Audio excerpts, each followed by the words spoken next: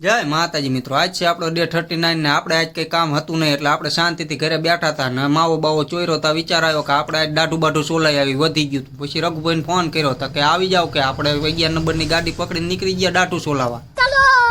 ચલો ફાઇનલી આપણે રઘુભાઈ આવી ગયા હતા. એ કઈ નવરા હતા નહીં એટલે આપણે આ બ્લેક કમાન્ડો આગળ એમના નવા માણસ આગળ કરાવવાની હતી એટલે આપણે એને મારી દીધો ડાયલોગ, ઘરે કાળું તે નથી કર્યું વાળું, મને કરીને હટાહટ દાઢું એટલે હું ઘરે ભાગું.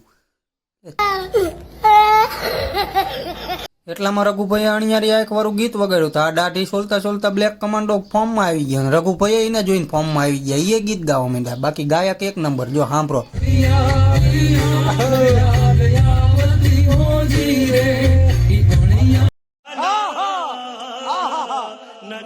ફાઇનલી બ્લેક કમાન્ડો આપણને કમ્પ્લીટ કરી દીધા હતા, લાગીને બાબલા જેવા. બાકી આપણે ઉભા થયા ને રવિભાઈ આવી ગયા. આપણને જોઈને કે પેલા કહેવાય ને તો હું અંદર જ ન આવે, તેમને વિડીયોમાં લઈ લીધા ને પછી આપણે આવી ગયા અર્જુનની હોટલે ને એ મહારાજીનો 5 વારી પેપ્સી ખાતો તો આપણે કીધું તો ના પાડી દીધી, કઈ વાંધો નહીં બેટા, તો ગેમ બજાના પડેગા.